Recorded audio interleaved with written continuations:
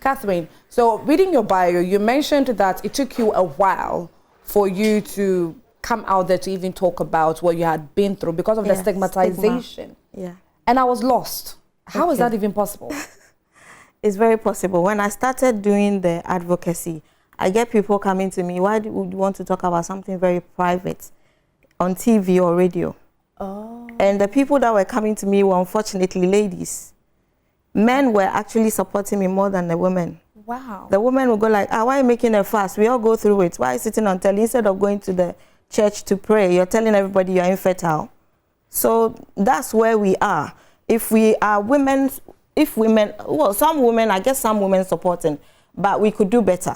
If we get more women supporting and it's out there more, I mean, we will reduce the levels of surgeries and then diagnosis will come early because then we are opening conversations about it. But sometimes I get to an office and I start a conversation and they are looking at me like, but everywhere I start a conversation. Yeah. Because I realize everywhere I've spoken, somebody knows somebody who has the symptoms and is now going to do something about it. Yeah. So no matter where I am, I always start a conversation about it. It's not going to deter me, but it took me this long because it was like something that is that's the way they treat menses is, but menses is something that brings the child. Exactly. So why are you treating it as, and it's women, it's with us, we go through the menses, not the men. So why are you treating menses as something that's a taboo, that's not so nice to talk about? I'm not thinking about the nice. I'm not thinking about me being personal. I'm thinking about saving somebody out there. Because if I share my story and it's going to save another one person, I'm not stopping. Yeah. Because it's hell to go through this. At a point, I was suicidal because at 25, I had paralysis in my left leg. Yeah. I mean, I was insomnia. I couldn't sleep. I was in pain. It was terrible. And the treatments to the side effects of the treatments to, I get joint pain, you're getting nausea, you're getting dizzy spells.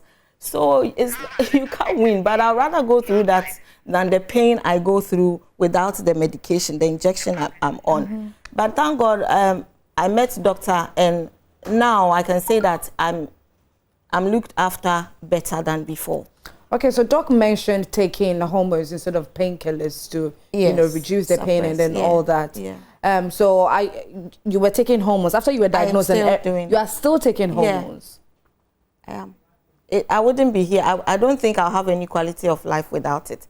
But I remember when doctor started again, sometimes I'm due to go and have it, and I said, I don't want to have it because of the side effects. When you start taking it, the side effects that you What are some of the side effects? The joint pains especially. I always say I feel like an 80-year-old when I start going on it. It's really very, very painful. But I cannot compare even that kind of joint pain to the pain I'll be in without them, the treatment. Yeah. So, and it affects your mood. It's hormonal. Yeah. So sometimes I feel like crying for no reason. Like it's just it puts you in a space. Like it's terrible, but it's my savior. So I can't really say anything negative much about it. So the pain has reduced now. So you still have your menses now, do you? Right? I'm on the the injection, so I don't. Oh, so it stopped? Yeah, to prevent it from progressing, yeah. Oh, okay. Yeah. So you are not experiencing the pain anymore?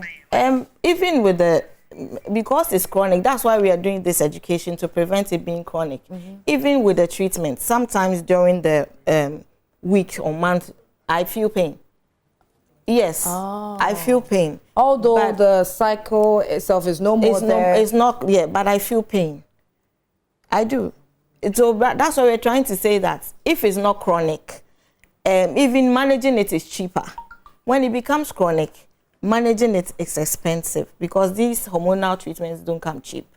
Right. They're paying like 2,500, 3,000. 3,000 Ghana cedis. A week, monthly? No, there's a monthly one and there's 3-month one. So it depends on which one you're put on. But the range is like between 2,500, 3,000 Ghana cedis. Oh, wow. Yeah, and sometimes you can even have the medication and then you still bleed. Oh. Because it's become chronic. Yeah. So managing it will become even difficult for the doctors as well. But if we catch it early, it's better. It's cheaper, and then we'll save people from going through surgeries and infertility. I have a fused pelvis because of what doctor said earlier about the scarring. It fuses the organs together. So I have a fused pelvic area. And it's now affected at the time of diagnosis, it had affected my fallopian tubes, my eggs, my bowel. So it's quite a difficult thing to go through, but it's better we diagnose earlier. It's better for anybody.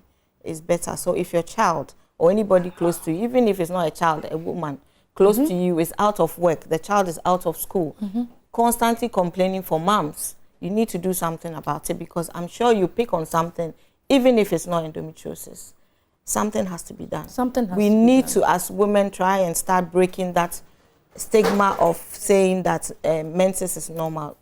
The fact that Akosua can't take pain, AC can take pain, doesn't mean Akosua is not going through pain. You need to listen to people and try and look further. If you look further and there's nothing, then we're fine. But if you ignore and say, oh, this one, it's me, and then no. We need to, I'm not saying menses is not painful, but to the extent where the person cannot do any normal activity, there's something wrong.